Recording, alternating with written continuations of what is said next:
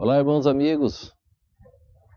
Graças a Deus mais uma vez pela oportunidade de chegarmos até aqui. Espero que a mensagem também possa te alcançar, possa abençoar tua vida, mesmo diante de qualquer outro tipo de dificuldade que você possa estar enfrentando.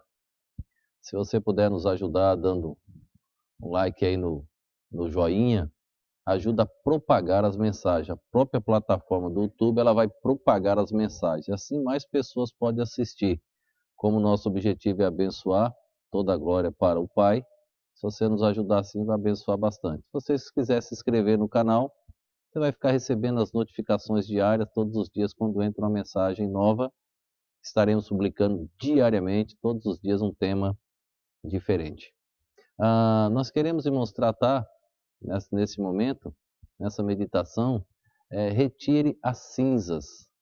Eu quero ler um texto aqui em Levíticos capítulo 6, o verso de número 13, que diz assim: o fogo arderá continuamente sobre o altar, não se apagará. O livro de Levítico, ele faz todo o padrão de culto do povo hebreu. Então ele mostra toda a lei, tudo o que aquele povo deveria praticar e como deveria praticar. Também quando deveria praticar. E aqui nesse contexto do capítulo 6, ele fala sobre a lei do holocausto, no verso de número 9. Veja o que ele diz, ó. Dá ordem a Arão e aos seus filhos, dizendo: esta é a lei do holocausto. O holocausto será queimado sobre o altar toda a noite, até pela manhã, e o fogo do altar arderá nele. Então, esta é a lei do holocausto. O verso 10. E o sacerdote vestirá a sua veste de linho, e vestirá as calças de linho sobre a sua carne, e levantará a cinza. Olha que interessante, ele tinha a função de levantar a cinza. Quando o fogo houver consumido o holocausto sobre o altar, e a porá junto ao altar. O sacerdote tinha a missão de ir lá e retirar a cinza. Verso 11. Depois despirá suas vestes e vestirá outras vestes. Vestes para cada tipo, cada ação, cada prática. Então nós temos vestes para tudo. Então devemos ser orientados nisso. E levará a cinza fora do arraial para um lugar limpo. Verso 12.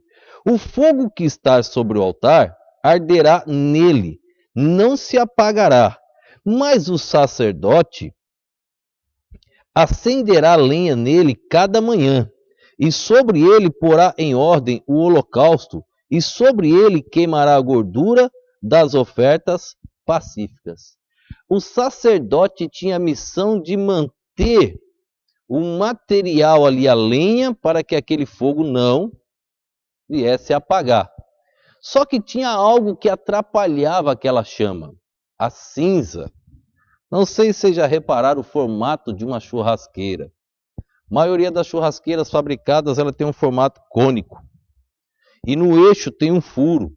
Porque a lenha, quando vai sendo queimada, o carvão, vai sobrando uma cinza. E se aquela cinza se tornar num volume alto, você joga o carvão é coberto por aquela cinza. O carvão não queima. A cinza faz a seguinte função: ela apaga o fogo. Então a cinza precisa ser retirada. Então o sacerdote tinha a função de observar quando o volume de cinza crescia, e ele tirava aquela cinza, alimentava o fogo com nova lenha, porque aquele fogo não deveria apagar. Então o sacerdote tinha esta função ali no templo. Esta é a lei do holocausto e não poderia falhar. Então precisa retirar a cinza. Se a cinza permanecer, a chama se apaga. E talvez eu pregue uma série de mensagens com esse título, parte 1, 2, 3, etc. Hoje eu quero usar só 2 pontos, só 2 pontinhos nesta meditação. Qual a cinza que precisa ser movida da sua vida? Qual a cinza que está atrapalhando a sua vida? E eu queria tratar de uma cinza que atrapalha quase todas as pessoas, quase todos os crentes. A cinza da obediência. Essa cinza, irmão, se não for removida, você não vai conseguir obedecer e você vai errar. Eu quero ler um texto em Samuel, capítulo 15. 1 Samuel, capítulo 15. Deixa eu achar aqui. Irmãos, trata aqui sobre Saul. Capítulo 15, Saul e Samuel. Irmãos, Samuel deu uma ordem para Saul. Saul deveria obedecer. Ele deveria ir até uma cidade e matar o rei, matar os animais, matar as pessoas, matar tudo que ele encontrasse pela frente. E Saul foi, só que ele não obedeceu. Quando Saul chegou, irmãos, ele encontrou alguns animais bonitinhos, algumas ovelhas gordinhas, e ele falou: essa ovelha aqui vai dar um bom sacrifício e Deus vai se agradar disto. Irmãos, Deus não se agrada quando há desobediência. Quando Deus dá uma ordem, ela precisa ser cumprida, porque Deus não erra nas suas ordens. O homem pode errar, Deus não erra. A partir do momento que ele deu uma ordem, ele tem propósitos com aquela ordem. Ele não falha nos seus ensinamentos, nas suas ordens. Os estatutos de Deus, os juízos de Deus, os princípios divinos são perfeitos. Saul jamais poderia pensar que Deus tinha errado na ordem. Só que quando ele viu aqueles animais bonitinhos, ele não matou. E ele juntou uma quantidade e trouxe e misturou com o rebanho do Senhor.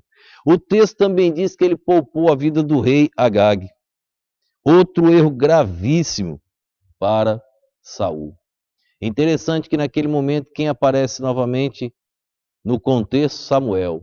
Quando Samuel aparece, ele escuta um chocalho. O texto bíblico diz um balido estranho. Ele escutou um balido estranho, chocalho diferente. E ele perguntou a Saul: Saul, que balido estranho é esse que eu estou ouvindo? Que som diferente é esse que surgiu no meio do povo? Verso de número 14, vamos ler, ó, 1 Samuel 15, verso 14, diz assim, ó: então disse Samuel: que balido, pois, de ovelha é este aos meus ouvidos, e mugido de vaca que ouço? Irmão, Samuel era um homem sério com as coisas de Deus. Quando Saul cometeu o erro de trazer animais diferentes, irmãos, Samuel detectou logo o barulho estranho. Irmãos, um pastor, ele detecta facilmente o barulho de suas ovelhas, a voz de suas ovelhas, o andar de suas ovelhas. Um pai detecta o movimento dos seus filhos, o cheiro do seu filho. Um pai sabe. Olha no mundo animal. É interessante, você pode soltar um bezerro no meio de 100 bezerros ali, a mãe vai lá e encontra o seu filho. E interessante, porque o bezerro também encontra a mãe. São vacas leiteiras, quando eles separam os bezerros para tirar o leite, os bezerros passam a noite ali, coitados, que pena. O bezerro separado da mãe, de manhã vai lá e tira o leite da vaca, depois solta o bezerro vai, ele passa no meio de todas as vacas diferentes, vai direto na sua mãe. Então, irmãos, um servo de Deus, ele conhece o balido estranho. Saul não detectou, Samuel detectou. Que balido estranho é esse? Irmãos, a cinza da obediência. Saul, irmãos, não retirou essa cinza da sua vida. Ele desobedeceu. Samuel vai, ora, conversa com Deus, pergunta a Deus. Deus disse: Samuel, já era. Saul perdeu seu trono. Olha o versículo de número 22. Porém Samuel disse: tem porventura o Senhor tanto prazer em holocaustos e sacrifícios, como em que se obedeça a palavra do Senhor. Eis que o obedecer é melhor do que o sacrificar, e o atender melhor é do que a gordura de carneiros. Quando, irmão, Samuel disse para Saul que ele tinha errado, Samuel disse: mas foi o povo. O povo tomou do despojo ovelhas, vacas e o melhor do interdito. O povo escolheu Samuel. Samuel olhou para ele e disse: mas o líder é você. Você que tinha que conduzir o povo. É você que conduz o rebanho do Senhor. Pai, mãe, se o filho desobedecer e você tiver instruído certo, o sangue não será cobrado de suas mãos. Mas se você cedeu à pressão dos filhos, o sangue será cobrado de suas mãos.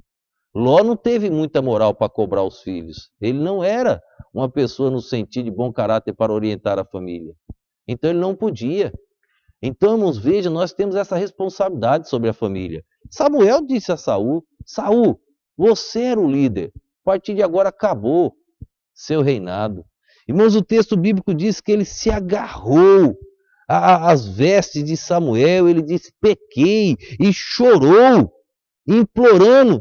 Samuel disse: não dá mais, acabou. Triste, irmãos. Pregamos a mensagem tarde demais, há poucos dias. Aqui, irmãos, você vê de novo, tarde demais. Decisão errada, desobediência, tarde demais. Deus chama Samuel, manda buscar o rei Agag, ele mata o rei Agag. Você não fez, Saul, eu vou fazer. Esse homem está errado, porque Deus ordenou. Se Deus ordenou, Deus está certo, Saul. Deus não erra. Matou Agag e o trono reinado de Saul terminou. Finalizou. Não tinha mais direito aos tronos. Por quê? Desobediência. Retire a cinza da desobediência da tua vida. Retire essa cinza que te atrapalha a obedecer, a enxergar os princípios da palavra de Deus. Tem uma outra cinza, irmãos, que eu queria meditar ainda neste assunto. A cinza do perdão. Como, irmãos? Falta de perdão atrapalha a vida de uma pessoa, crente ou descrente. O crente ele deve aprender na Bíblia. O crente deve compreender o ensinamento da palavra. Porque sem perdão nós não vamos a lugar algum.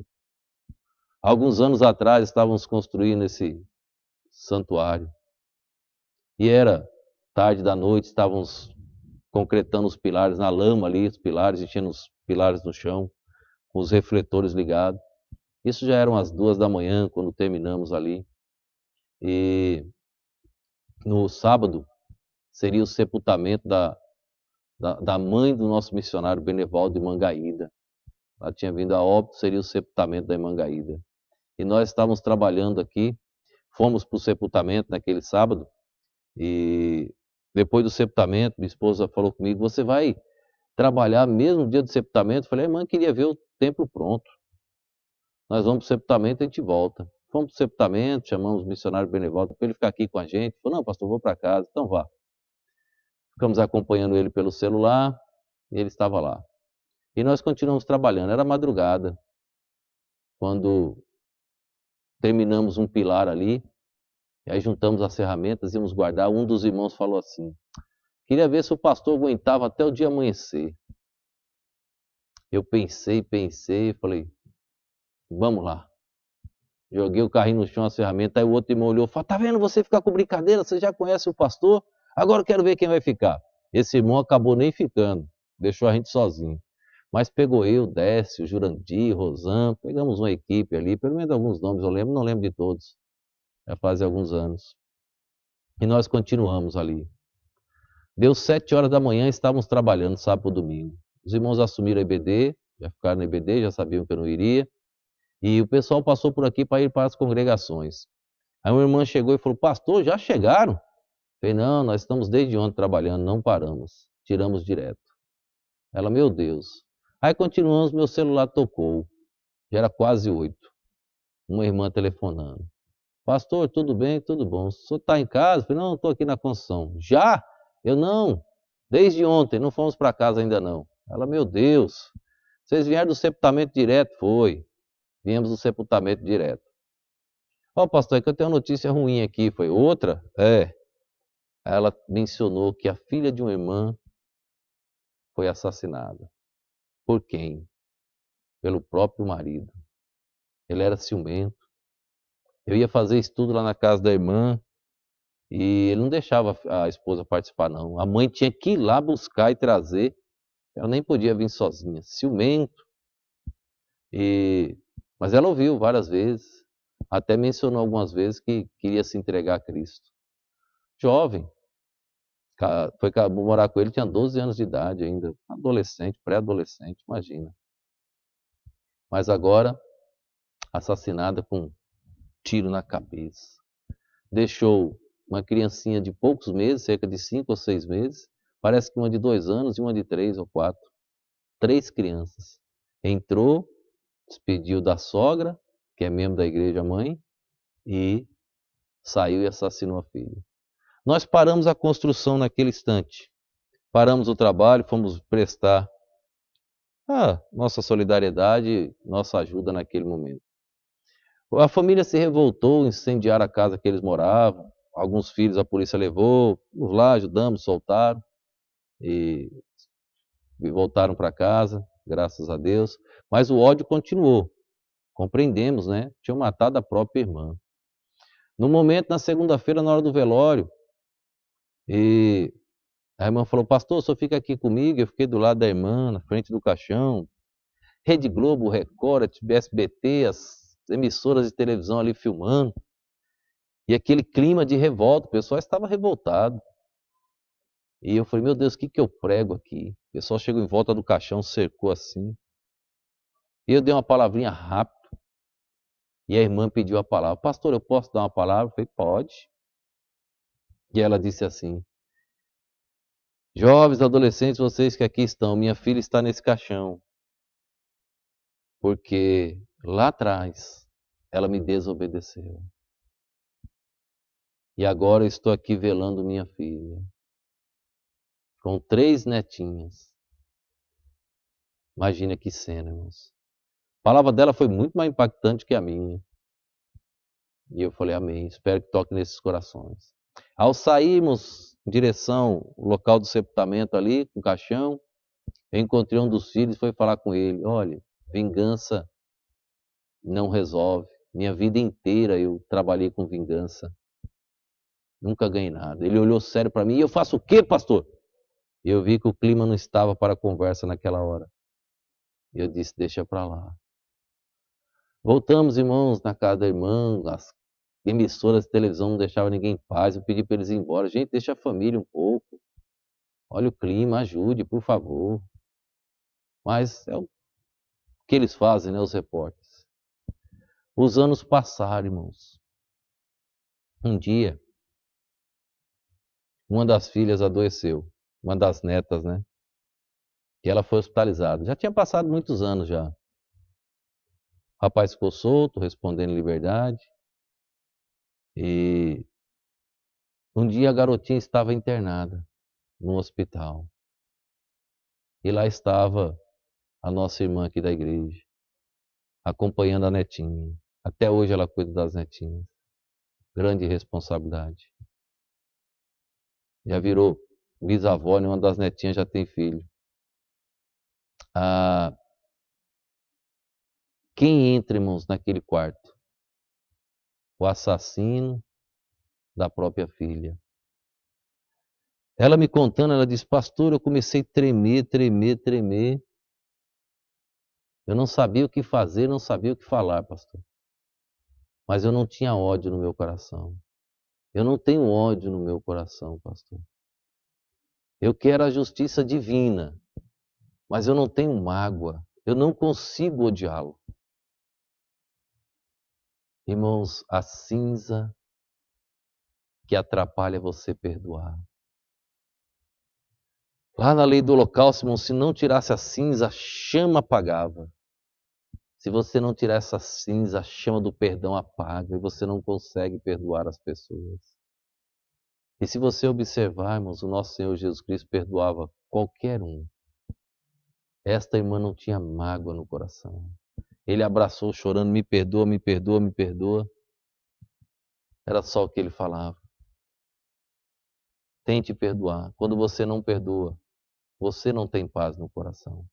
Retire esta cinza para que a chama do perdão venha crescer bem forte na sua vida, para a glória do Senhor. Pense nisso. Sabe o que acontece? Eu participei uma vez de um crematório e sabe o que acontece no crematório? Ah, eles, quando cremam o corpo, aquela cinza que fica ali, e nesse local onde eu participei, em Diadema, estado de São Paulo, no dia daquele cremar aquele corpo ali, houve uma chuva forte. E eu vi a água misturando com aquela cinza e virou tipo uma lama, um barro. E eu lembrei, irmãos, do que diz a palavra de Deus. O corpo veio do pó, foi formado pelo pó. E o corpo vai voltar para o pó. Que você possa voltar para o pó com o coração limpo, perdoando, coração puro. Que ao partirmos dessa vida possamos ter uma tranquilidade, desde que você consiga perdoar. Remova essa cinza que te impede de servir ao Criador em paz. Que Deus assim nos abençoe. Que Deus nos use para a glória dele. Vamos orar. Pai, obrigado por mais esse momento, por mais esta palavra. Ajuda-nos, ó Senhor. Ajuda-nos a compreender, ó Deus, te servir em espírito e em verdade. Ajuda-nos a perdoar, Pai, todos aqueles que possam nos ofender. Ajuda-nos a entender, mover a cinza que não nos permite perdoar. Eu te peço em nome e no poder do nosso Senhor e Salvador Jesus Cristo. Amém.